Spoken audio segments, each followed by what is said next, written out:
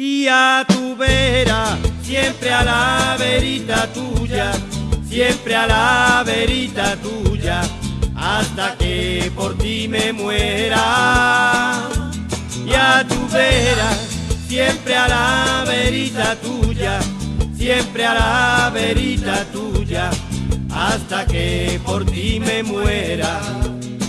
Quien no mirase tus ojos, quien no llamase a tu puerta, quien no pisase de noche las piedras de tu calle, y a tu vera, siempre a la... Muy buenas tardes, vuelvo a estar una semana más a tu vera, en este saloncito que nos ofrece el Hotel AMR y que se convierte en una prolongación de vuestros hogares. Les invito, por tanto, a sentaros a mi vera, acompañarme en este nuevo programa que va a estar, como siempre, muy variado. Vamos a hablarles de historia de la mano de nuestro historiador Eduardo González de la Peña. Tendremos también un invitado de lujo con el que vamos a hablar de periodismo, con el que vamos a hablar de flamenco, como Antonio Ortega, y vamos a anunciarles también varias citas para el próximo fin de semana. Pero quiero comenzar hablándoles de música, no yo, sino con un utrerano que, a pesar de ser muy joven, lleva muchos años subiéndose a los escenarios. Abel Romano, muy buenas. Buenas tardes, Ana. Bienvenido. Encantado de estar aquí. Como decía, pues bueno, aunque eres joven, llevas una trayectoria larga, ¿no? ¿Cómo comenzaste tú en esto de la música? Bueno, pues yo empecé, tampoco me acuerdo exactamente a qué edad, pero jovencito, ya tendría, la comunión la tenía hecha ya. Pero bueno, no sé, con los amigos de la clase y demás, mira, escucha esto, escucha lo otro, y empecé escuchando flamenco hondo, ¿no? Escuché a Manolo Caracol, y para mí eso era increíble, ¿no? A raíz de ahí empecé a escuchar más y más, y hasta que me decidí a cantar en público, ¿no? Yo siempre cantaba en fiestecitas con la familia, con los amigos y lo típico, y ya no sé, me animé al público y bueno, hasta hoy, mira, me ha ido bien y mi trabajo y mi hobby es ese, ¿sabes? Bueno, y como dices, tienes fondo flamenco, ¿no? Pero tu estilo ha evolucionado, ¿no? Es más actual, ¿no?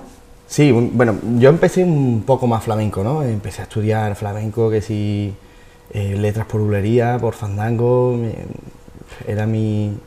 Entonces, también el flamenco hondo, pues, está muy difícil, ¿no? Un cante muy duro, muy sacrificado también, y no sé, me decidí a hacerlo un poco más comercial, ¿no? A cantar también cosas que a la gente le gustaba y demás. Empezamos ya con las rumbitas, las sevillanas, porque eso es lo que, por ejemplo, para trabajar en bares y demás, pues eso es lo que quieren, ¿no? Y bueno, a raíz de ahí empecé a hacer un poco más de fusión, ¿no? A abrirme un poquito más en que no sea tan flamenco, porque para mí mi voz, yo creo que mi parecer es flamenca y le doy mi toque también de un poco de fusión, ¿no? Bueno, siempre tiene valor el hacer algo propio, ¿no? Un estilo propio que diferencie del resto, ¿no? Intento sacarle lo propio, ¿no? Mío. Bueno, ¿y qué evolución ha experimentado Abel Romano desde esa primera maqueta, Mi soledad es voy, creo que era, sí, y hasta ahora? Eso fue en 2005, que fue mi primera maqueta, que grabé 5 temas en Los Palacios, y bueno, a raíz de ahí fue muy bueno, ¿no? Ya se empezó a ya era eso, ya era mi vida, era ya el flamenco, ¿sabes? Ya dejé un poco de lado también los estudios, amistades también, por el tema de los fines de semana, que es cuando uno trabaja y demás, y bueno, nada, y ahora estoy también liado con mi primer disco, a ver si sale bien la cosa, y... Es un proceso muy lento, pero bueno, esperemos que... pero lo tienes entre manos, ¿no? Sí, no podemos sí decir mucho más porque se está elaborando, ¿no? Bueno, se está elaborando ahora mismo y todavía no podemos adelantarlo, que estén claro. pendientes, lo que nos están viendo, que le sigan los pasos a Abel Romano, claro, porque está trabajando y mucho. Como decía, ha sido una evolución desde ese primer trabajo hasta ahora. Me imagino que tú ya sientes otra madurez, ¿no? A la hora de enfrentarte a un público, hombre, de cantar en directo. Claro, pues me he abierto en terreno, por ejemplo, me conoce más gente, claro. Y evolución, claro, en la técnica, en la voz y demás, claro, en tabla, claro que hay evolución. Siempre hay evolución, ¿no? Si no se evoluciona no se llega a nada, no sé. Bueno, ¿y cómo estás viviendo en estos días? Hay una palabra que en esta casa no nos gusta decirla, pero que yo la digo muchas veces, que es la crisis. El terreno de los artistas, el ámbito del flamenco, del cante, también la sufre, ¿no? Sí, se ha notado. Este año atrás, por ejemplo, ha pegado un bajón grande, porque ya te digo, de trabajar jueves, viernes, sábado por la tarde, sábado por la noche, domingo por la tarde, domingo por la noche. Desde que empecé, la verdad que, y gracias a Dios, no me ha ido mal, ¿no? Pero hasta ahora muy bien, pero ya te digo, el año pasado ya bajó un poco la cosa también, claro, la gente tampoco sale siempre, tampoco puede ir a todas las actuaciones, ¿sabes? Pero bueno, se está otra vez animando la cosa y, ¿no? Sí, y ahora va otra vez viendo un poco. Perfecto. Abel, a mí me gustaría ahondar en otra faceta tuya que quizás sea desconocida para la mayoría de los utreanos, de los que nos están viendo, que es la que está relacionada con la música cofrade, ¿no? También, claro, a mí la Semana Santa, pues, a mi familia, ¿no? También desde mi abuelo, desde chico, pues, yo escuchaba Semana Santa, yo iba a ver a mi abuela, a mi abuelo, y mi abuelo siempre tenía música puesta, de palio, y entonces, pues, yo me quedé, ¿no? Como el nieto que se queda, qué bonito, ¿no? Y nada, pues a raíz de ahí, de mi abuelo, mi padre también le gustó mucho la Semana Santa y demás, pues con 14 años ya me puse a tocar tambor, tenía yo ganas me incorporé en la Salud de Utrera, que ya no existe, me llevé 7 años creo, me llevé en la Salud y después me fui a la presentación del pueblo de Dos Hermanas también, a tocar como músico también. Tenía yo ganas de tocar, era un sueño mío tocarle al Cachorro y al Cristo de las Penas, de la Estrella, ¿no? De Triana, y para mí era un sueño y bueno, lo cumplí. Y a raíz de eso, ¿no? De la música, empecé a estudiar un poco lo que es la música, partituras y demás. Entonces, desde muy chico, pues, estudiaba con partituras y bueno, me animé a estudiarla, ¿no? Ya te digo, con el estudio, pues, digo, pues voy a hacer una obra. Y la primera obra que hice fue con José Manuel Marín, que es súper amigo mío, e hicimos Tu Perdón al Cielo. Esa fue la primera y mira, ha tenido buena aceptación y la grabó la Salud de Utrera, Pasarela, y muy buena, de verdad, ya la tocan otras bandas. ¿Y cómo es eso de escuchar una marcha tuya, bueno, en Utrera, que la Semana Santa tiene tanto peso, que hay tanta devoción a nuestras imágenes? ¿Cómo es eso de fuerte, hombre, la verdad que, no sé, bueno, también que otras bandas te pidan también tu obra musical, ¿no? Pues para mí es un orgullo, para mí, mi amigo José Manuel, ¿no? Y también ver una banda que toque tu marcha al Cristo que a ti te gusta y demás, ¿no? Por ejemplo, ahora esa marcha que te digo, que es Tu Perdón al Cielo, la está tocando, la han adaptado a agrupación musical, porque era de corneta y tambores, la han adaptado a agrupación musical y la está tocando los muchachos de Consolación, de aquí de Utrera. Y la verdad que la interpretan de maravilla y me siento súper contento de que ellos la sigan tocando, porque la Salud ya se extinguió y entonces al extinguirse, pues, la marcha pues estaba como extinguida también. Claro. Entonces ellos le han dado otra vez la vida. Bueno, ¿y no es la única creación, o sí? Bueno, a raíz de ahí, ¿no? Pues ya empecé a hacer, pero he apostado por una banda de Utrera, me lo pidió su director, Jesús Fernández, y por lástima, ¿no? Por cosas malas de la vida, pues murió su padre hace poco y a la semana me dijo, mira, Abel, me gustaría que hiciera una marcha a mi padre y se la dedicara a mi padre para interpretarla a nosotros. Digo, por Dios, claro que sí. Doble sentimiento, ¿no? Claro. Y la he hecho también con mi amigo José Manuel. ¿Ya la habéis estrenado, no? Sí, se estrenó este domingo pasado en el Santuario de Consolación y bueno, también ha tenido buena aceptación. ¿Qué te dicen aquellos que la escuchan por primera vez? Porque yo me imagino que tú también te guiarás un poco por las sensaciones, lo que te transmite la gente, ¿qué te llega a ti? Bueno, amigos míos, claro, familia y amigos míos que me van a decir, ¿no? Me van a decir, pero yo quiero que sean claros y más que nada me quedo con lo que me han agradecido los músicos de la propia agrupación, ¿no? Que están encantados y dándome abrazos y dándome las gracias infinitamente, ¿no? Igual que él, ¿no? Jesús, al que va dedicada hombre, a la marcha. Es un gran regalo, ¿no? Un gran homenaje. Yo creo que sí, hombre, y aquí estamos para lo que quieran, ¿no? Y sobre todo para el pueblo de Utrera. Bueno, y es importante lo que piensa el pueblo, las sensaciones que llegan al pueblo, pero también la satisfacción personal, ¿no? Sí. Que me imagino que ahí es bastante importante, ¿no? Yo estoy súper contento de que, no sé, una obra tuya llegue al corazón, ¿no? de los demás y te den las gracias de esa manera y estoy súper contento. Bueno, y con ganas de seguir, ¿no? Yo siempre sigo. Me imagino que eso no para, en el momento en que ya Este año, por ejemplo, mi compañero y yo no hemos... es que yo hago las marchas y la hago siempre con él, ¿no? Él no ha podido venir por motivos de trabajo y demás, pero, por ejemplo, hemos entregado una a la Salud de Córdoba, la han cogido, la Veracruz Utrera también, el año que viene le he montado otra, que la estrenarán el año que viene porque no le ha dado tiempo y demás. ¿Quién más?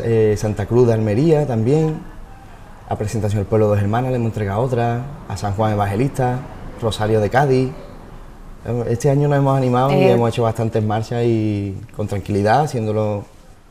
¿sabes? Un buen repertorio. Yo me quedo sorprendida porque estamos acostumbrados, bueno, a verte cantando flamenco, verte cantando otros temas más tuyos y desconocemos eso, este apartado cofrade. Yo soy muy flamenco, importante, pero a la vez soy muy cofrade.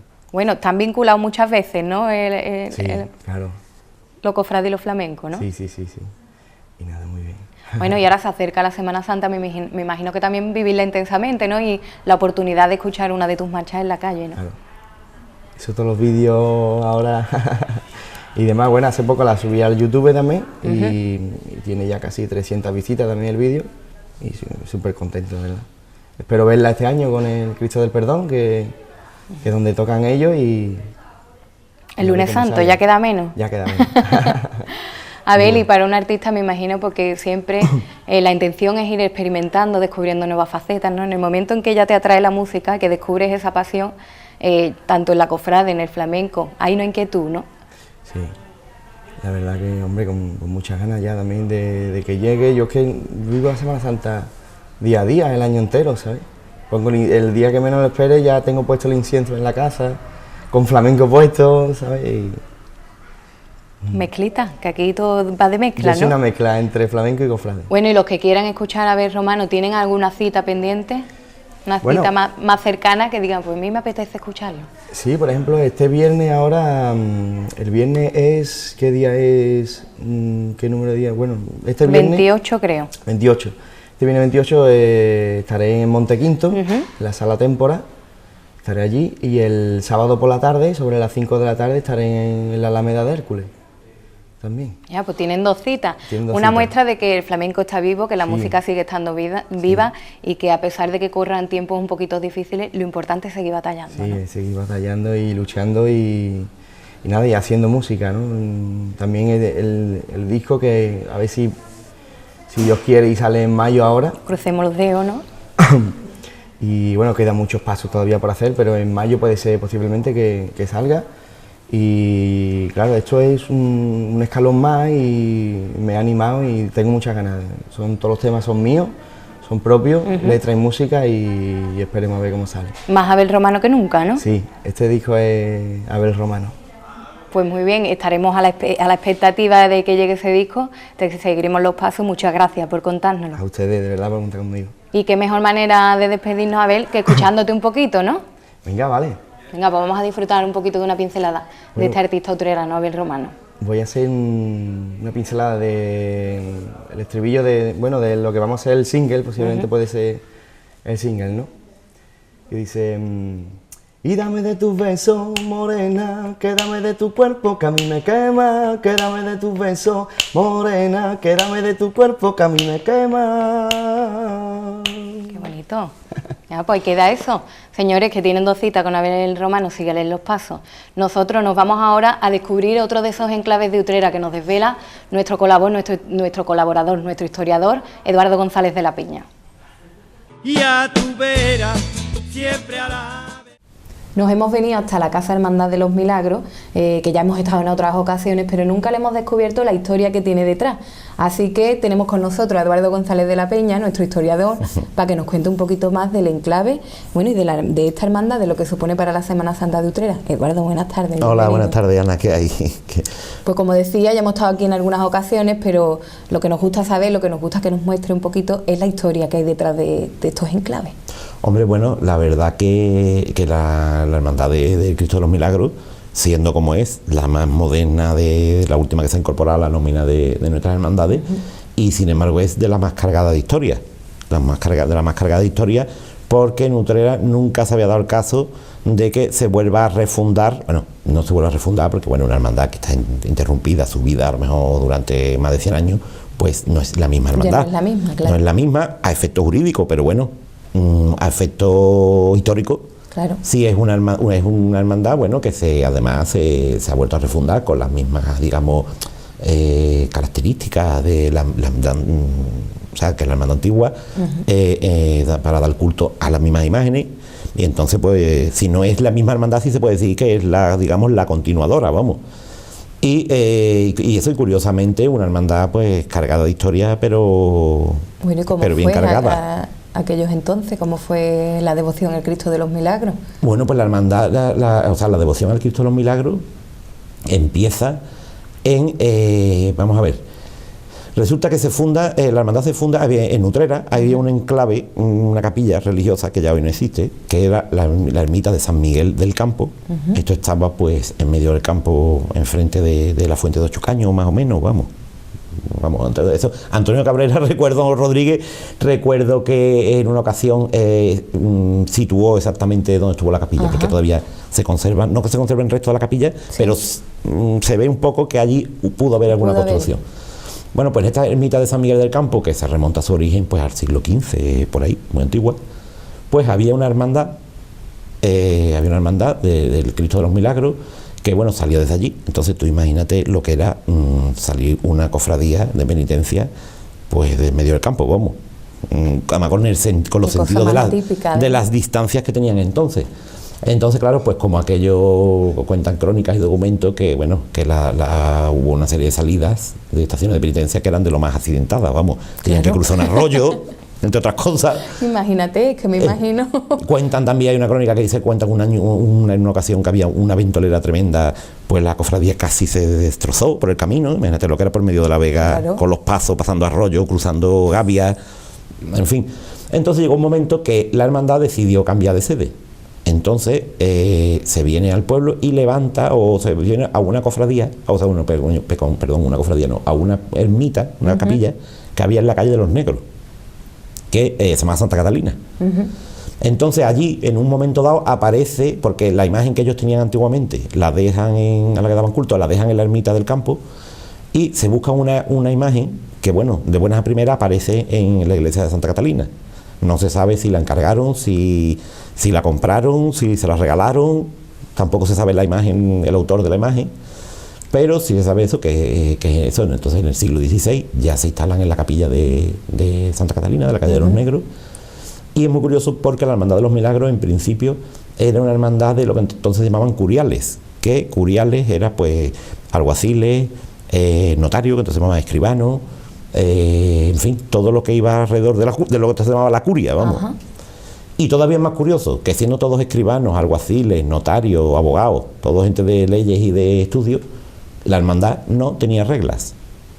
Cuando llegó un momento, y eso se llama... En casa del herrero cuchara de palo. Nunca mejor dicho. En un momento dado, que cuando Carlos III en el siglo XVIII, a raíz de suprimir la romería de consolación, pide las reglas de todas las hermandades de Utrera, resulta que la que supuestamente claro, tenía gente más, digamos, más preparada, era la única, a lo mejor por eso fue. No tenía regla, decía que se gobernaba por costumbre antigua, y eso es lo que, es lo que seguía, la costumbre antigua. Y total, esta hermandad hacía su estación de penitencia el miércoles santo, y con eso pues se completaba la Semana Santa de aquella época, que evidentemente era muy distinta, no tenía nada que ver con la de hoy. Claro. Nada que ver. Empezaba el domingo de Ramos con una cofradía, con un paso de la oración en el huerto, que salía del convento dominico que había en la Plaza de Abasto. Ya hoy no existe ni convento ni hermandad. Después el miércoles santo salía de Santa Catalina el Cristo de los Milagros, que es el crucificado que está en Santa María, el mismo titular de esta hermandad. Continuaba la Semana Santa, bueno, porque hay que decir que como el lunes y el martes santo no son días litúrgicos.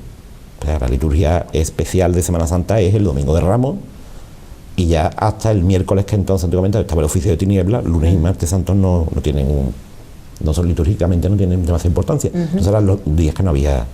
Eso fue después. El lunes y el martes santo se creó en Sevilla, fue el último día que se creó en Sevilla, porque claro, ya estaban tan tan llena de cofradía los demás días que era imposible. Entonces pues inventaron el lunes y el martes santo también como día de desfile. Increíble, porque vemos nuestra Semana Santa y creemos que lleva todos los años siendo así, que viene de algo histórico y ha sufrido muchísimos cambios. Hombre, la Semana Santa es como todo, ha tenido sus altibajos a lo largo de la historia, ha tenido épocas pues en que, como te decía, en el siglo, hasta el siglo XVIII, Utrera tenía una Semana Santa bastante completa para aquella época. Eso tenía pues una hermandad, eso como te digo, el domingo, tenía otra hermandad, la de los Milagros, el miércoles, tenía el Jueves Santo por la tarde la hermandad de la Veracruz, que entonces salía con un crucificado y un Cristo hasta la columna. Después tenía el Viernes Santo por la tarde la hermandad del Descendimiento, que era una hermandad que tampoco ni se sabe cuáles son las imágenes. Bueno, no existen las imágenes y también se perdió la hermandad. ¿Y estos datos, Eduardo, de dónde los extraes? Bueno, pues mira, casi todo. En Utrera tenemos un historiador que es Juan del Río Sotomayor, que escribió un libro, se llama La descripción de Utrera, y ese es el que, una persona muy minuciosa, muy curiosa. Entonces es el, digamos, de todas las historias de Utrera, es la más completa en el sentido de que es el que da más detalle. Entonces el que nos da detalle pues de todo, cómo eran los pasos, cómo eran las cofradías que salían en aquella época, qué gente la componía, nos da toda clase, y por eso hemos sabido pues todo esto, sabemos todas estas cosas de nuestra Semana Santa antigua. Eso, por ejemplo, esa hermandad del Desamparo que se llamaba, salía del Niño Perdido, del Hospital de la Misericordia, y sacaba 3 pasos. Sacaba una alegoría del triunfo de la cruz sobre la muerte, o sea, una canina. Además te lo describe y era muy parecido al de Sevilla, muy en la órbita barroca. Sí. Después había otro paso, que eran una serie de ángeles, cada uno con los atributos de la pasión, ¿sabes? La caña, las espinas, los martillos, las tenazas. Y después tenía otro tercer paso. Hombre, yo me imagino que más que pasos serían andas, porque de esa capilla tampoco pasos claro, grandes no creo que salieran. Y tenía uno que era el que le daba, digamos, más sentido al desfile, que era un descendimiento, o sea, una quinta angustia. Y además te habla de que las imágenes eran el descendimiento con todos los personajes que participan. O sea, que debía ser un paso parecido a la quinta angustia de Sevilla, pero me imagino que de más pequeñas dimensiones. Este, te digo, era el viernes por la tarde, después cerraba el viernes por la tarde la procesión del Santo Entierro, que entonces todavía no estaba unida a la Veracruz. Y bueno, esa era la nómina cofrade de Utrera, que ya te digo, para la época y para Utrera era una gran Semana Santa. Después, sobre todo con la desamortización, finales del siglo XVIII y el XIX, muchas se pierden. Solo quedaron, bueno, me he saltado por supuesto una importantísima, que además es la devoción, las que más devoción tiene, que es la Santa Cruz de Jerusalén, que la ha dejado por último, que sale siempre, esa no ha variado nunca su día de salida, la madrugada del Viernes Santo. Entonces, pues, de toda esta nómina solo sobrevivieron el Jesús, la hermandad de la Santa Cruz de Jerusalén, que aunque estuvo algunos años desorganizada, pero se remontó y volvió a hacer su vida normal. En algunos años es curioso que la hermandad del Jesús se hacía cargo de la procesión del Santo Entierro del viernes, porque es que el Santo Entierro también estaba desorganizada y prácticamente sin vida. Claro. De ahí viene la tesis que apunta a que por eso la Dolorosa del Jesús quizás sea la antigua Virgen de la Soledad de esa época. Y bueno, ya cuando el Santo Entierro se reorganiza un poco, ya no necesita, digamos, la tutela de la hermandad del Jesús, pues rueda un poco por muchas iglesias utranas y acaba fusionándose con la hermandad de la Veracruz. Entonces ya Utrera, a finales de mediados del siglo XIX, pues hasta mediados del siglo XX, 100 años, en que en Utrera solo había 2 hermandades, las 2 del viernes. El Viernes Santo por la mañana, el Jesús, y el Viernes Santo por la tarde, el Santo Entierro. Que es lo que trae consigo, pues lo que pasa en Andalucía y en España cada vez que hay 2 cosas, la rivalidad. Claro. Una rivalidad que fue lo que entonces era una rivalidad de los negros y los morados. Y una rivalidad que duró pues hasta que ya la Trinidad empieza a salir como hermandad de penitencia en 1939. Ya esa le siguen pues un poquito. Ya todas las demás ya más contemporáneas, y claro, ya las demás hermandades ya esa rivalidad se mitiga un poco. Claro. Pero existió durante 100 y pico de años, además con cosas muy curiosas, porque cada una tenía su escuadrón, tenía sus armados, sus centurias romanas, muy populares ambas. La de Jesús la dejó de sacar a principios del siglo XX, y sin embargo la del Santo Entierro pues la sacó hasta bastante metido los años 40, incluso 50 del siglo XX. Estas centurias son una cantera de anécdotas, claro, para no acabar, vamos. Como las propias de... Exactamente, la verdad que eran popularísimas, y sobre todo responde un poco pues al concepto de cofradía romántica que surge a raíz en el siglo XIX, a raíz de la desorganización de muchas cofradías después de la desamortización. Antes no se entendía el concepto de cofradía, digamos, romántica, con bandas de música, con ropajes de colores, los nazarenos. Antes todas las cofradías eran túnicas de cola, negras, y era un poco un concepto de puesta en escena... Más sobrio, ¿no? Sí, más castellano, más como la Semana Santa castellana. Y sin embargo, a partir de entonces, pues se dice, y yo creo que con razón, que todo esto tiene que ver mucho con la estancia de los duques de Montpensier en Sevilla, que cuando se instalan en Sevilla, pues amparan a muchas cofradías, y surgen muchas cofradías nuevas, otras se reorganizan, y de ahí surge ese concepto que después la Macarena, pues, lo establece como lo da a conocer en todo el mundo, que es el tipo de cofradía romántica con el nazareno de capa, con una gama de colores que no son los estrictamente penitenciales, en fin, con otro toque más... Otra cosa. Más alegre, vamos. Claro. Eduardo, y en toda esta evolución, a nivel de patrimonio, se han perdido muchas cosas, ¿no? Lo mismo que hemos ganado y que hemos, a nivel de imágenes, a nivel de pasos, también hay, como tú dices, imágenes que ni siquiera se saben, no se le pone ni rostro, ¿no? Totalmente. Bueno, yo te puedo decir que, quitando, claro, de las imágenes antiguas, de la Semana Santa antigua, se conserva, bueno, la del Cristo de los Milagros, se conserva el Cristo atado a la columna del Santo Entierro. Después, por ejemplo, después hay cosas, claro, que con el transcurso del tiempo, pues se han ido quedando por un sitio y por otro. Por ejemplo, parece ser que el Cristo antiguo de la Veracruz es el actual Cristo de los Gitanos. Porque eso sí lo ha tenido bueno la Semana Santa de Utrera, que es que las cofradías que se han fundado en la época contemporánea, digamos, normalmente, salvo raras excepciones, siempre han buscado como imágenes titulares a imágenes antiguas y cargadas de... Pues, que tengan su peso devocional. Exactamente. Es el caso, pues, de los Muchachos de Consolación, con el Cristo del Perdón, que llevaban el santuario desde el siglo XVI, desde el tiempo de lo fundaron los mínimos. Es el caso de la Hermandad de los Gitanos, con el Cristo antiguo de la Veracruz. Es el caso de la Hermandad de los Aceituneros, que aunque ese Cristo, aunque nunca desfiló en Semana Santa, pues un magnífico, vamos, yo creo que es la joya de nuestra imaginería utrerana. Y aunque no desfiló nunca en Semana Santa, pues eso era un Cristo que estaba en Santa María en la Capilla de los Gordillos también desde que lo hizo Hita el Castillo en el siglo XVIII. Es el caso de la Hermandad de la Trinidad con el Cristo de los Afligidos, que también es un Cristo antiguo del siglo XVIII. Es el caso de la Quinta Angustia con la Piedad, que también, aunque tampoco salió en Semana Santa, pero también llevaba en Santa María y una imagen antigua, procedente de los jesuitas. En fin, después, y sin embargo hay hermandades antiguas, que es el caso del Santo Entierro, que por ejemplo, así como conserva la magnífica urna de Carey del siglo XVIII, bueno, pues lo que llegó a nuestros días era un Cristo, la imagen del Cristo yacente era una imagen de ningún valor artístico, de Olot, hecha en serie, que lo está en las Carmelitas, y es de creer que tendría un yacente antiguo y de calidad artística. Claro, y que no se sabe dónde fue a parar. No se sabe dónde fue a parar. También, por ejemplo, la Hermandad del Santo Entierro, en los años 20, se sabe que tenía una dolorosa antigua, pero llega un momento, en el año 23, que salen en la hermandad. Bueno, pues yo creo que entra un grupo de gente con muchas ansias, muchas ganas de hacer cosas, y bueno, pues la hermandad le da un vuelco tremendo. Es cuando Castillo Astruci hace el misterio, vamos, los romanos, como dicen aquí en Utrera.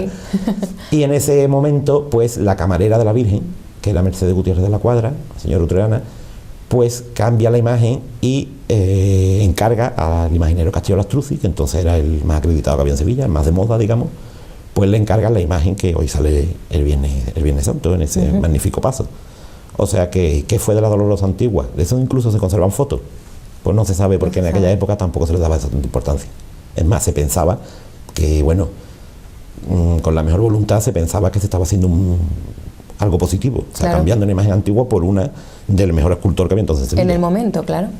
La verdad que Y bueno, sí conservamos las dos imágenes maravillosas de nuestro Padre Jesús Nazareno, de tanta devoción en Utrera, y la Virgen de las Angustias, que es la única dolorosa antigua, claro, porque con las vírgenes sí que son más contemporáneas todas. Sí, también pasa otra cosa, Ana, que también una imagen de candelero, una dolorosa de candelero, es una imagen que tiene mucho trasiego. Hay que vestirla, hay que subirla, hay que bajarla, hay que cambiarla. Eso quiera que no... Está más sufrida, ¿no? Exactamente, eso quiera que no, hace que la imagen sufra. Entonces, claro, eso hace que... el deterioro necesita restauración y ya a veces pues se tiende a sustituirla. Claro, y después pasa que antiguamente no se tenía el concepto de restauración que se tiene hoy. En aquella época se restauraba cuando no había medios económicos para hacer algo que mejorara lo que hubiera. ¿Sabes? Entonces las hermandades, digamos, con potencia económica, pues optaban muchas veces por eso, por hacer una imagen nueva al mejor imaginero que hubiera entonces. Claro. Eso, pues bueno, en cierto modo positivo y en cierto modo negativo, pero claro, lo que no se puede dudar es de la buena fe de los que los hacían. Y eso, lo hacían con la mejor fe y desde luego con el criterio que entonces se seguía. Eduardo, pues son datos muy curiosos que lo que demuestran es que nuestra Semana Santa tiene mucha historia, ¿no? Hombre, nuestra Semana Santa tiene para contar y no acabar, la verdad. Vamos, es una cantera de historia viva, vamos. Claro. Bueno, pues nos alegra y como siempre estamos agradecidos de que nos muestre estos trocitos de la historia de Utrera.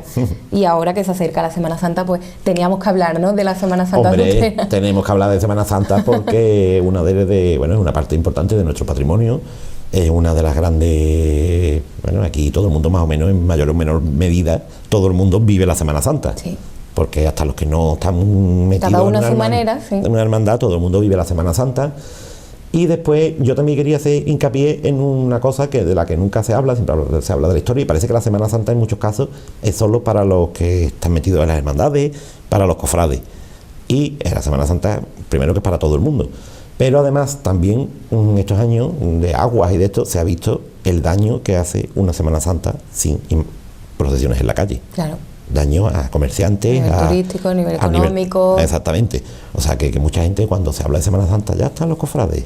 En la Semana Santa no sé qué. A ver si llueve toda la semana. Exactamente, para que sea no sé qué, eso es para los capillitas, no sé qué. No, la Semana Santa es para todo el mundo. Repercute de muchas maneras. Y hay mucha gente que se beneficia de ella y ojalá este año tengamos una Semana Santa esplendorosa de sol y de calor, vamos. Esperemos que sí, ¿no? Los pronósticos no son muy malos. Esperemos que se cumplan. Esperemos que sí. Bueno, Eduardo, pues muchas gracias. A vosotros. ¿Y nosotros qué hacemos? Nos vamos unos minutitos a publicidad y volvemos aquí en Atubera con un invitado de lujo. No se los desvelo antes de la publicidad. Esperen un poquito y descúbranlo ustedes.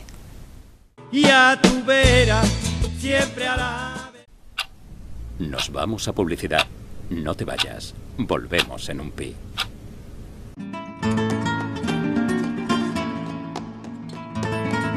Si quieres disfrutar del más puro ambiente campero, ven a Casa Fuentes. Podrás llevarte a casa o consumir en el local chacina de la mejor calidad y vino a granel. También ponemos a tu alcance un acogedor salón para reuniones. Disfruta del sabor tradicional de nuestros guisos camperos.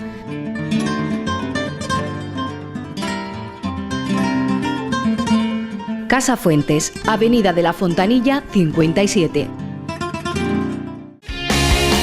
Chapicar, la mejor chapa y pintura para tu vehículo.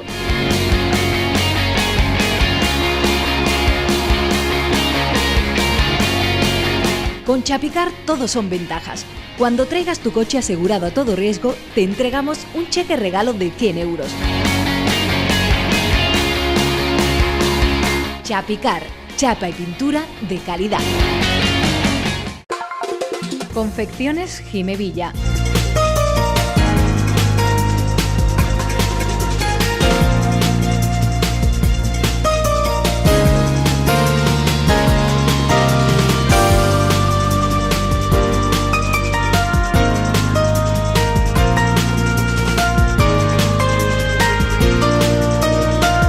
Confecciones Jimevilla, su tienda de ropa laboral en la calle Cristo de los Afligidos, número 62.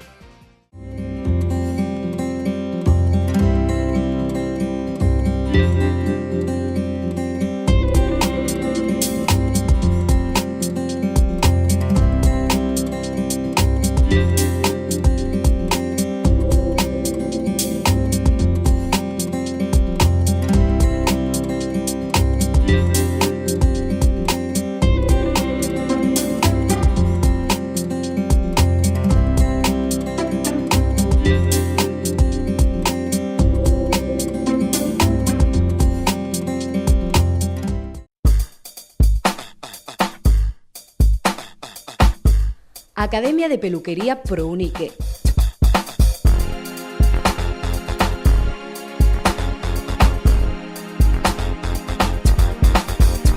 La más amplia variedad de cursos de peluquería y estética ya están a tu alcance. Si quieres ser profesional del sector, ven a Prounique.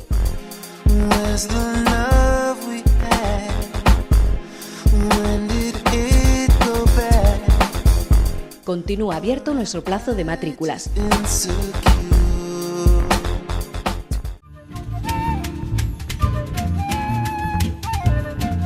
Carnicería Hermanos Aguilar Borrego.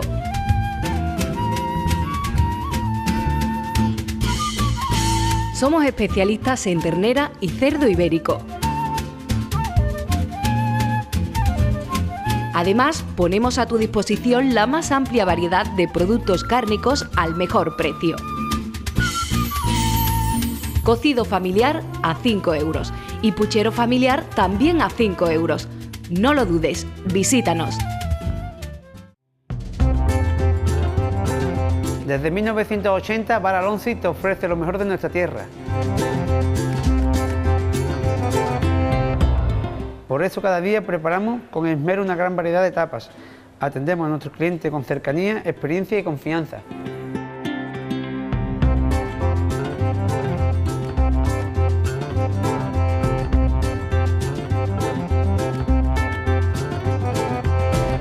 En Bar Alonso tú eres lo primero. Y a tu vera, siempre a la... Estos que están ustedes viendo son 4 libros que ha publicado el periodista Antonio Ortega, que nos acompaña hoy para hablarnos de esta faceta, la literaria, y de muchas otras. Antonio, buenas tardes y bienvenido. Gracias a vosotros por invitarme, buenas tardes. Es un placer verte por Utrera, que es una tierra que no te es extraña, ¿no? No, yo soy un sevillano utrerano y mis antepasados son también de aquí de Utrera. Yo la verdad es que cuando vengo a Utrera con bastante más frecuencia de lo que mis primos piensan, porque muchas veces me dice mi primo Luis el Marquesito, hay que ver que vienes a Utrera, nos hemos enterado, pero no nos dices que has estado aquí, ¿no? Yo vengo a ver a mi chacha Esperanza y estoy un poquito ahí, les rezo y después subo la cuesta de Santiago y después me doy una huertecita y me vuelvo para casa, ¿no? Pero sí, Utrera es como el patio de mi casa, la verdad que es un sitio donde me encuentro muy a gusto y un lugar que no descarto en un futuro como sitio habitual de vivienda, porque la verdad es que me gusta mucho. Bueno, estás vinculado además a esta tierra de muchas maneras. Presentaste también el potaje gitano de Utrera, sí. Tienes vinculaciones con la hermandad y tienes muchos amigos, ¿no? Sí, soy hermano de la Hermandad de los Gitanos y he tenido el honor de presentar el potaje en 2 ediciones, una de ellas muy especial para mí porque fue el homenaje a Fernández y Bernardo de Utrera. Después se me volvió a invitar al año siguiente a presentarlo, pero no se dieron las circunstancias y yo decidí que no era el momento. Y volví a presentarlo un año después con el homenaje a Moraito, que yo creo que son 2 de los mejores potajes que hemos vivido por el elenco de artistas me refiero, ¿no? Y por lo entrañable del motivo que aquel año se organizó, que esos años se han organizado el potaje. La verdad que fueron 2 potajes que yo llevo en mi corazón, desde luego. Sí. Bueno, importante también que Utrera cuente con un festival como este, ¿no? Tú que tu faceta periodística está estrechamente ligada a la del flamenco, es importante también apoyar festivales como este, ¿no? El potaje gitano de Utrera es el festival más importante que existe. Lo que pasa es que al festival más importante se lo tiene que querer quien lo organiza y el festival más importante que existe no puede perder la solera ni la gitanería.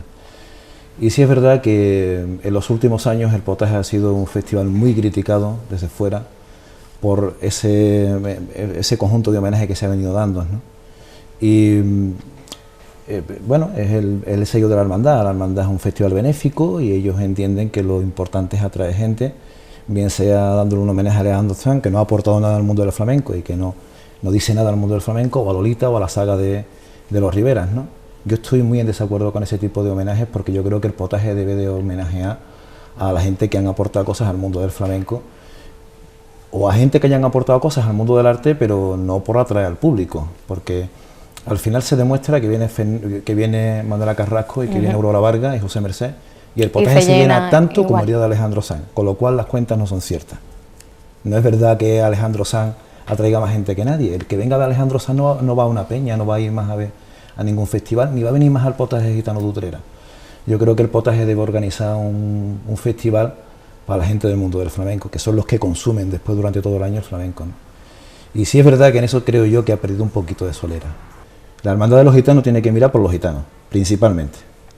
Y si en esto alguien se enfada porque yo diga esto, pues lo siento, pero el pueblo mayoritario tiene sus sistemas de defensa y los gitanos todavía seguimos en el vagón de arranque, ¿no? Y la Hermandad de los Gitanos, la de Sevilla, la de Utrera, tienen que mirar por los gitanos, principalmente. Y yo es que no entiendo, ¿verdad? Porque si tú dices en igualdad de condiciones un artista u otra, es que no tiene color. Claro. Antonio, y tú desde los medios de comunicación, desde tu profesión de periodista, has trabajado mucho por la difusión del flamenco, por la puesta en valor de este arte. Es importante en los medios de comunicación que se haga también, ¿no? El flamenco es la criada. En la casa del señorito, como diría el maestro Manolo Sanlúcar, la música clásica es la niña y el flamenco es la chacha, pues igual, es verdad. Sigue siendo así, no nos lo creemos, no se lo cree la administración, no se lo cree eso que llaman Instituto Andaluz del Flamenco, que ya de por sí parte con una frase un poco antagónica a lo que es la naturaleza del flamenco. Esta institución nace para administrar las políticas del flamenco. Ya estamos metiendo flamenco, la palabra política, ya eso no casa por ningún lado, ¿no? Y bueno, después tienen personas que no saben dirigir eso, que no conocen a los artistas, que no se han tomado un café nunca con un artista, que no sabe dónde está el compás. Esa es la esencia del flamenco. Esta gente sabrán hacer cuentas, pero después del Cuchara, de Gaspar, no tienen ni idea, no saben, no huelen una soleá, no saben a qué huele un guiso de versa, ¿no? A que huele un café por la tarde con una tostada con manteca. Es que no lo saben, y eso es fundamental porque esas son las vivencias del flamenco. Una borrachera en Utrera, bueno, que estamos hablando del tópico. El tópico es maravilloso en Utrera, desde luego, yo lo amo.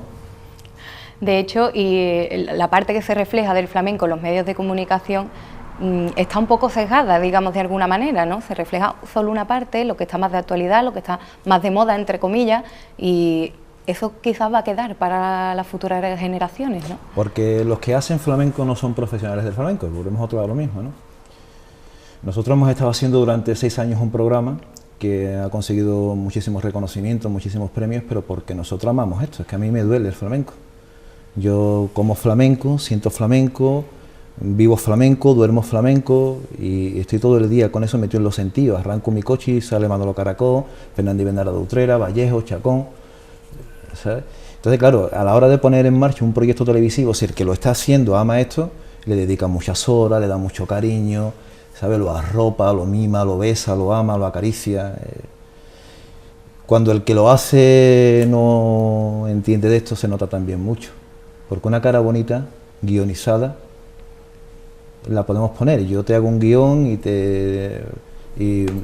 si tienes unas mínimas cualidades presentas, ¿no? Un programa. Claro. Pero después eso hay que sentirlo, ¿no? Y es lo que te da la personalidad y eso es lo que ocurre, que en los medios de comunicación nos quieren al flamenco, mira Canal Sur. La gran vergüenza de las televisiones españolas, por ejemplo, con los millones que tienes de deuda y sin embargo su director, creo que con esto tampoco haré un programa más en Canal Sur. A ver si te va a costar esta entrevista. Su director es igual, es que a mí me gusta mucho el pan con manteca. Yo digo como dice el tío Manuel Molina, ¿no? Yo me tengo que acostar a gusto por las noches, no me importa determinadas cosas. Es decir, yo no vivo de la televisión, ni me siento ninguna estrella, ni me gusta que por la calle, bueno, no que no me guste, que me incomode incluso que por la calle la gente me reconozca. Yo soy uno más, esto es que los periodistas nos creemos que somos seres especiales y esto no es más que una profesión, igual de importante que la de cualquier otra, claro. Un conserje de un hotel, o la de una limpiadora, o la de un carpintero, o la de un sillero, exactamente igual, ¿no? Entonces a mí me da igual.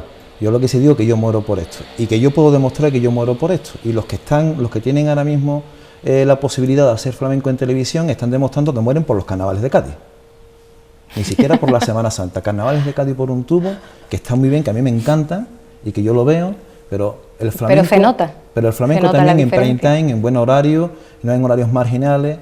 A mí eso me deja mucho que desear, y además no quieren hacer flamenco, porque me consta que se le ha hecho propuestas a Canal Sur de programas muy baratos, magníficamente proyectados, y no lo han querido hacer.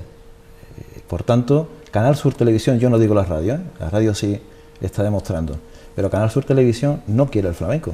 Y eso hay que decirlo, porque es que si no, ¿para qué venimos a esta entrevista? A sentarnos aquí a tomarnos un café, Ana. Y el compromiso con este arte, ¿dónde está? Aunque te cueste lo que te tenga que costar. Pero si no, todo esto es hojana, todo esto es mentira, todo, ¿no? Que es lo que estamos viviendo ahora mismo, todo desde celofán. Se le están perdiendo la jería al flamenco, ya nos estamos olvidando de las telarañas. Y eso es lo que yo creo que no debe de faltar. Y decir lo contrario sería engañarme a mí mismo. Y yo no estoy dispuesto ni a engañarte a ti ni a engañarme a mí mismo nunca en la vida. Lo agradecemos. Claro. Como vemos, el eje conductor de tu vida es el flamenco, tú mismo lo dices, que vive, siente, duerme flamenco. ¿Está presente también en tu faceta literaria?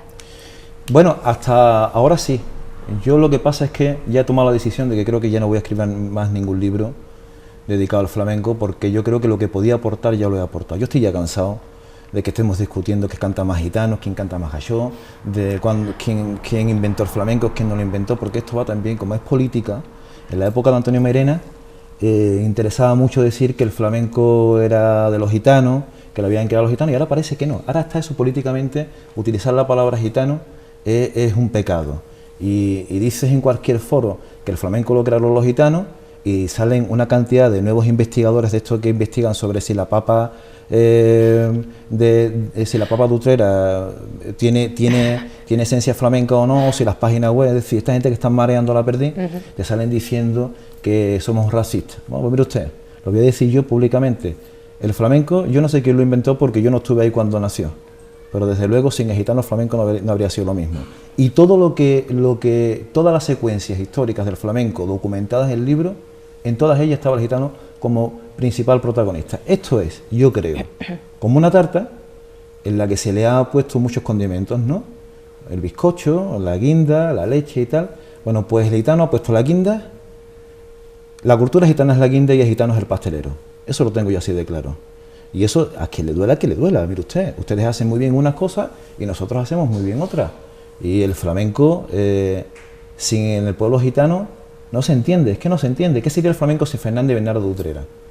¿Qué sería el flamenco sin Antonio Chocolate? ¿Qué sería el flamenco sin Farruco, sin Manuela Carrasco? ¿Qué sería el flamenco sin eso?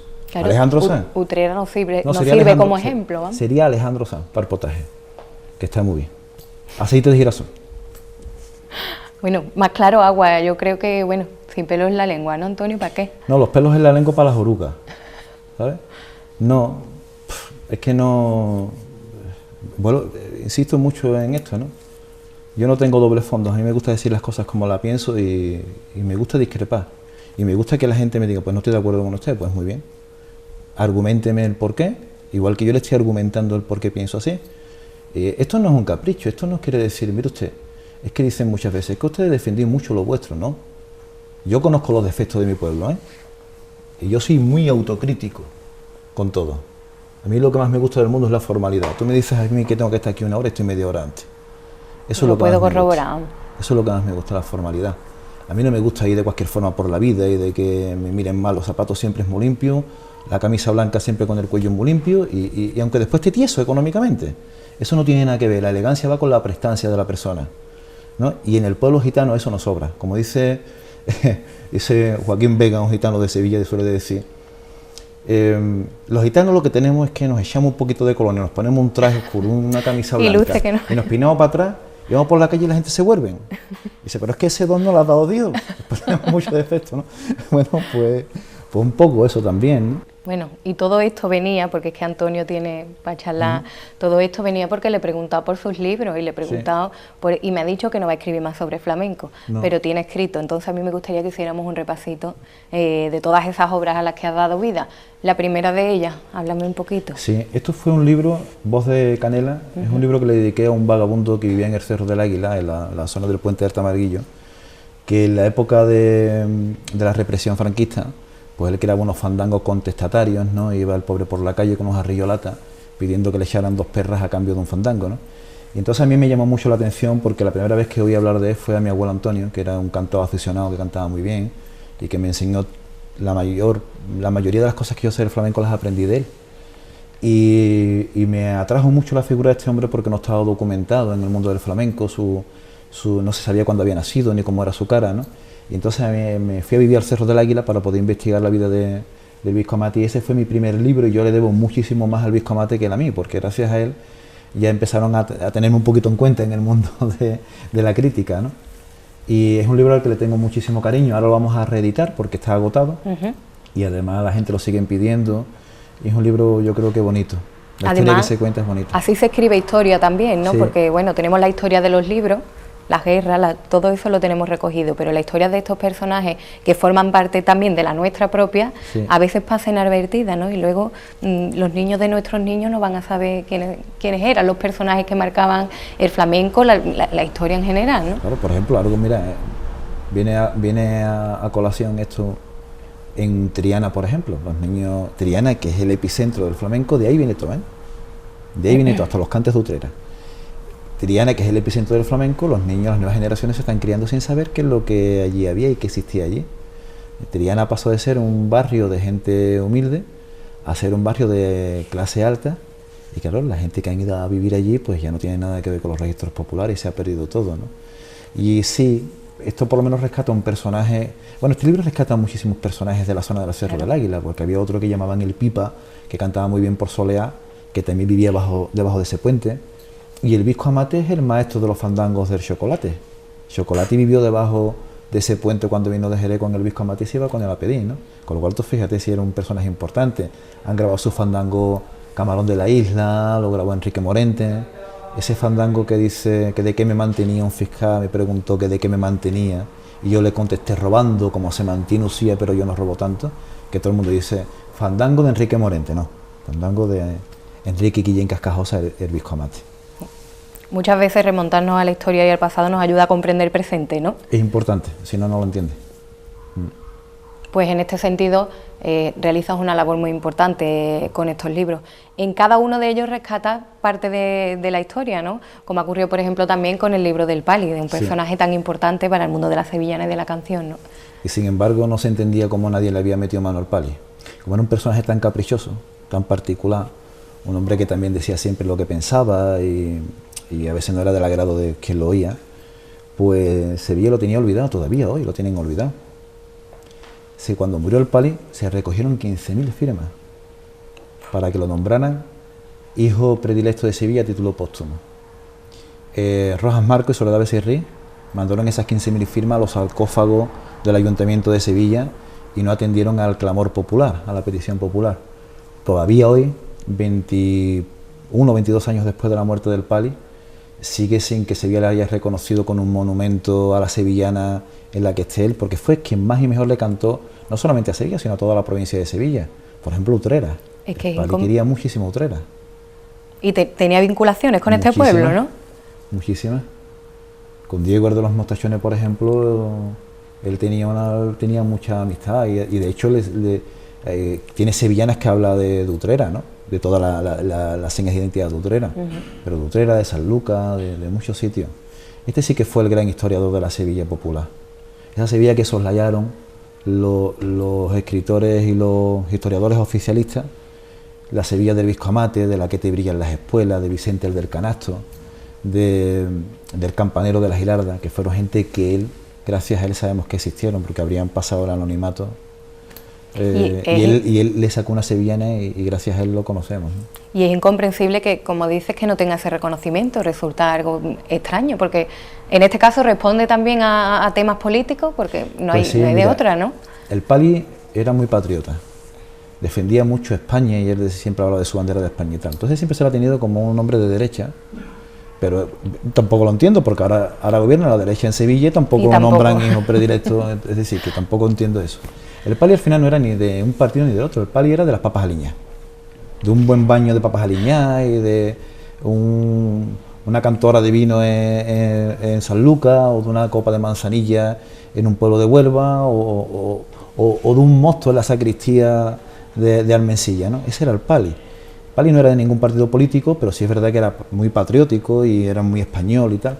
Y yo creo que eso es lo que en un tiempo la gente del PSOE no quisieron, y los de Izquierda Unida no quisieron que fuese hijo predilecto de Sevilla, se opusieron en el ayuntamiento cada vez que salía su nombre, pero es que da igual, porque hubo una época en la que gobernaba el Partido Andalucista en coalición con el PP y tampoco, es decir, que algo había ahí en el Pali que no gustaba o que no han querido nunca, bueno, que había intereses políticos creados ocultos, ¿no? En lo que al final, no en los plenos, pero sí en la parte privada uno dice, mira, que si sacamos al Pali yo no te apruebo esto, y que sí, y hocicaron. Yo creo que eso por ahí anda. Bueno, pues ahora tiene su libro. Sí, tiene su libro y viene todas sus letras y toda su vida, ¿no? Y bueno, yo estoy contento con cómo quedó el libro. Se publicó ya hace algunos años y la verdad que tuvo muy buena aceptación, ha tenido muy buena aceptación en Sevilla y bueno, es una de esas obras que marcan a uno, porque el Pali es el papa de la sevillana, el trovador de Sevilla, y ahora ya pues de por vida mi vida va vinculada a de él, ¿no? Porque soy su biógrafo. Le gusta una parte de Sevilla, ¿o no? A la Sevilla rancia desde luego le hubiera gustado más que este libro lo hubiese escrito Antonio Burgos, Paco Roble o algunos de estos, ¿no? Que quiero decir, ¿no? Pero no, lo ha escrito Antonio Ortega, que es un periodista criado en el Polígono Sur,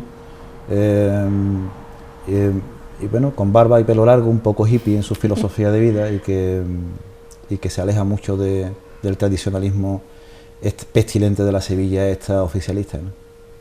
Muy crítico, Antonio. También lo eres en otro... Antes de entrar en La Voz de Bronce, que es el último, el más reciente, me gustaría que hiciéramos repaso del tercero en Discordia. Sí, eso es una guía laboral, porque como yo sí tomo café con los artistas y conozco sus problemas y demás, pues me di cuenta que muchos de ellos tenían muchos problemas con Hacienda, con la Seguridad Social, no sabían cómo darse de alta, cómo hacer una factura. Este mundo es... ahí sí que hay tela por cortar. Y decidí pues hacer una guía laboral empírica, yo me infundé en el papel de un bailador, de un guitarrista y de un cantador, para ir a las administraciones públicas a documentarme, y nadie me sabía decir dónde me tenía que dar de alta para ejercer mi profesión de bailador supuesta, hipotética, en el marco de la legalidad, ¿no? Entonces pues decidí hacer una guía laboral para ellos, para que supieran cómo tenían que darse de alta, en qué epígrafe tenían que cotizar, cómo tenían que hacer una factura, cuántos bulos hay que no son ciertos. Por ejemplo, ese que dice, no, si hace una factura menos de 3.000 euros con IVA no pasa nada. Sí pasa. Tú no puedes hacer una factura con IVA si no estás de alta como autónomo o eres una empresa. No puedes. Y si pasa y como te cojan y te multen, los 3.000 euros se pueden convertir en una multa del triple. Me di cuenta, Antonio, que en cada uno de tus libros llevan detrás una investigación, una completa investigación. Quizás hay la vena periodística también, ¿no? Yo soy muy rápido escribiendo, Ana, pero soy, creo que bastante lento investigando, porque me entretengo, voy a la hemeroteca a buscar una cosa concreta del Pali o del Visco Amate, y me quedo entretenido leyendo todos los artículos porque me gusta. Soy un periodista vocacional y me encanta ver cómo están escritas las noticias de aquella época, y al final tardo mucho. El libro del Pali estuve 5 años recopilando la información. El del Visco Amate igual. Y ese 3 o 4 también por el estilo. Después todos los he redactado en un promedio de un mes y medio por ahí. Pues mira que condensarlo también tiene su complejidad, luego sí, quedarte con la esencia de cada cosa. Digo, pero como lo tengo tan en el sentido metido de tantos años investigando, cuando me pongo a escribir, pues... Fluye, ¿no? Sí, fluye, tengo facilidad, ¿no? Quizás el que más trabajo me ha costado escribir ha sido La Voz de Bronce, mi último libro publicado, porque después he escrito 2 más que están pendientes de edición, porque Juanma Martín es un personaje también muy parecido. Estamos hablando del capataz por excelencia de la Madruga de Sevilla, por el capataz del Señor de la Salud. Es también un personaje muy controvertido, que despierta filias y fobias a partes iguales.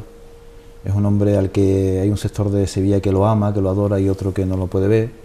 Y eso sí me costó trabajo en la investigación, ¿no? Porque todo lo bien que me hablaban unos de él, por otra parte otros me lo tiraban por suelo, ¿no? Y poner todas las cosas en su sitio. El mundo cofrade es muy... Es complejo, sí. Y muy friki, joder, hay que decirlo, ¿no? Muy friki. Y los cofraditos, que compran más libros que los flamencos no compran libros, pero los cofrades lo compran todo. Esa pasión yo se las miro. Están a la censura del dato. No, es que usted ha dicho aquí que el lunes santo del año 1973 llovió, y no llovió, estaba nublado, se levantó nublado el día y por la mañana no llovió ya cuando estaban las hermandades recogidas.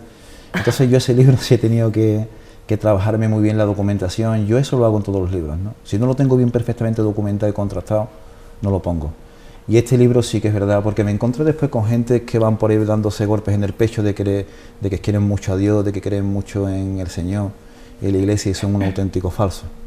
Son gente que no deberían de estar ocupando cargos en ninguna de las hermandades, y esta gente tiraban por tierra a Juanma Martín, criticando de él cosas que no pertenecían a su faceta como capataz, ¿no?, sino a su vida privada, ¿no? Y yo creía que eso, pienso que eso es mucho más repudiable todavía, ¿no? Juanma se equivocó muchas veces, evidentemente, a lo largo de una vida es que no se equivoca, y un ser tan pasional como él, más aún, ¿no? Lo que pasa es que se tiende a la crítica gratuita, ¿no?, en inmiscuirnos un poco en la vida de los demás, sí, sin respetar determinadas... Pero como aquí somos muy católicos, pero es mentira, no somos católicos ni somos nada. Lo que pasa es que está muy bien echarse el fijador, ponerse una medalla aquí, en la solapa de la chaqueta, cuelgas tu medalla, tu camisa celeste, tu corbata con nudo ancho, y tus zapatos castellanos, y a ronear por Sevilla. Eso es lo que eso está muy bien, pero después son muy malos cristianos, y hay que ser mejor cristiano que mejor católico. Y en Sevilla hay una gran falsedad, en el mundo de las cofradías hay una gran falsedad en ese sentido, y a mí me da mucha pena. Me da mucha pena porque no se actúa con solidaridad. La solidaridad no sale del corazón, sale de la apariencia del escaparate. Hay gente buena, claro, muy buena. Por eso estamos aquí, buena, ¿no? Por eso siempre hay... Muy buena, gracias a Dios las hermandades también hay gente que trabajan, pero también hay otras que están ahí para figurar. Porque un carguito, en una hermandad, un diputado mayor del gobierno, un señor que durante todo el año trabaja en una fábrica textil, que lo conocen los 3 compañeros que tienen las máquinas de al lado de él, llega a un cargo en una cofradía y es un personaje. Se reúne con el concejal de Cultura y con el concejal de Fiestas Mayores. El día que sale la cofradía es el más buscado por la prensa para ver, oye, va a llover, sale la cofradía. Se convierte en alguien importante y la ínfula de la gente se sube a la cabeza y dejamos de pisar suelo para ir gravitando, ¿no? Y eso pasa mucho en Sevilla, esa manera de mirar por encima del hombro, eso es muy típico de la Sevilla rancia, esta que coexiste y cohabita con la otra Sevilla bohemia que también existe en los barrios. Bueno, y las dos partes hacen una Sevilla, que es ella con sus luces y sus sombras, ¿no? Exactamente. Pero critican mucho, por ejemplo, los canicofrades. ¿Por qué va a ser mejor la forma de vestir de usted con una chaqueta azul marina más antigua y oliendo a bolita de alcanfor y los botones de ancla dorado, que ese chaval que va con lo que tiene? ¿Qué va? Con una camisa rosa y un traje blanco. Bueno, no significa que sienta menos, claro. ¿Por qué lo suyo va a ser mejor que lo de él? ¿Quién dice que su forma de vestir es mejor que la de él? Si él viste como le gusta. ¿Por qué criticamos tanto eso? Que se lleva un piercing, que se lleva un zarcillo. Pero si la hermandad de la Macarena, la de los gitanos, la del Gran Poder, la mantienen los canis cofrades, que son los que son hermanos de esas cofradías, y la de los barrios igual. Pero si los hermanos de las cofradías, los que tienen el mayor número de hermanos de las cofradías, no son de las Sevillas de las familias importantes ni de la Sevilla pija, son de la Sevilla popular. ¿Qué nada más que queremos de ellos? Su papeleta de sitio. El dinero de su papeleta de sitio, pero después que vengan con la carita enfundada, que se quiten el piercing, que se quiten la argolla que tienen puesto. Pero ¿por qué tenemos que ser tan críticos con la gente y ser tan juiciosos, ¿no? Libertad, ¿no? Un poquito. Pero si lo que al final importa, este niño cree en Dios, claro, eso tiene respeto a lo que está haciendo, verdaderamente importante. Pues ya está, pues eso es lo importante. ¿Es buena persona? Si no es buena persona y está equivocado, para eso tenemos que estar en las hermandades, para enseñarle a ser buena persona y enseñarle el camino, que hay que poquito a poco hay que hacerlo, ¿no? Pero no los repudies, ¿no? Y son muy criticados los canis cofrades y los pijos cofrades. ¿Verdad? Y los embusteros cofrades y los malos hermanos mayores cofrades, que los hay así. Es peor. Antonio habla de sentencia, ¿eh? Hablo lo que pienso porque yo vivo en esa Sevilla y yo la padezco también. A mí también me miran por encima del hombro. Si llevo una cola hecha, un moño hecho, y voy con el traje de chaqueta, mire usted, pero si es que al final la elegancia está en el pañuelo, hijo. No está en el moño. Está en el comportamiento, en la actitud. En mi fe a Dios. No tiene nada que ver. Y eso es lo que no me gusta. Bueno, Antonio, ya para despedirnos, ¿qué tienes entre manos? Pues entre manos ahora mismo he terminado 2 libros. Yo ya te he dicho que ya creo que ya no voy a escribir más de flamenco, nada. Bueno. Biografías tampoco voy a hacer más porque es un martirio escribir biografías. No está contento nunca nadie con ellas. Si está muerto el personaje, la familia siempre te saca la punta en un capítulo. No es que aquí dijiste, oye, ¿por qué no hablaste más de esto? ¿Por qué no hablaste más? No se queda, es decir, el palillo ha muerto un montón de años, nadie lo rescata, y ahora lo rescata tú y vienen las críticas. Bueno, pues muy bien, yo las asumo, pero también tengo derecho a pataleo y a decir que estoy un poquito cansado. Si está vivo el personaje, pues también es mucho más complicado, porque él opina. Es la supervisión, claro, un control más... Bueno, en el caso de Juanma no, porque Juanma, yo le ofrecí el borrador y él me mandó a ese sitio tan particular que no manda a la gente cuando se enfada. Y yo le dije, no, yo te dejo que lea el libro, pero yo no negocio contigo ni un párrafo de lo que he escrito. Pero Juanma en ese sentido le dice, mira Antonio, todo lo que tú hayas investigado en mi vida y pertenece a ella. Y yo no puedo dar un paso atrás. Si lo tienes que contar, cuéntalo. Pero sí es verdad que con los personajes que están vivos, ellos no tienen quejas. Los que están muertos tienen quejas a los familiares. Entonces tienes que irte a biografía a un personaje que ya no tenga familiares vivos, que sea del 1800 y pico, y vienen los críticos de flamenco y los críticos literarios a decirte que ese dato no era 100, que ese no fue un creador de flamenco, ¿sabes? Entonces a mí esto me tiene un poco cansado ya. Y yo creo que ahora mismo lo que más me interesa a mí en el mundo del flamenco es luchar por la dignificación de la labor profesional del artista y trabajar en esa línea, ¿no? Como ese libro, una guía laboral. Ahora estamos preparando un congreso sobre medicina en el flamenco y demás con Carlos Martín Vázquez, que es uno de los más prestigiosos otorrinos que existen, es el médico de muchos cantadores, pero eso como una cuestión de compromiso con el flamenco. Y yo ahora lo que estoy es volcado en mi faceta más creativa, ¿no? Y he terminado una novela breve hace escasamente 2 semanas, y también un libro de poemas, y un libro de relatos que también tengo ahí casi terminado, y en eso es lo que yo ya me parece que voy a seguir trabajando, ¿no? Y esto, bueno, pues esto forma parte de una formación que yo he tenido, que me ha venido muy bien, para saber cómo debo de escribir ahora, ¿no? Pero ya hay una parte de la Sevilla que no me interesa, una parte del flamenco que no me interesa, una parte del periodismo que tampoco me interesa ya, y ahora lo que me interesa es más inventarme yo mis propios mundos y escribir sobre eso. Bueno, pues que así sea y que seamos todos testigos. Antonio, muchas gracias por compartir con nosotros este ratito. Sabes que yo ahora me voy a ver a la Chacha Esperanza, con eso lo cual, te iba a decir. Yo vengo encantado utrera, me tomo ahora un cafelito y aquí vengo a las hartas de gusto. Tú invítame cada vez que quieras. Vale, yo te lo agradezco y que sean muchas veces más las que te veamos por aquí. Gracias a ti. Gracias.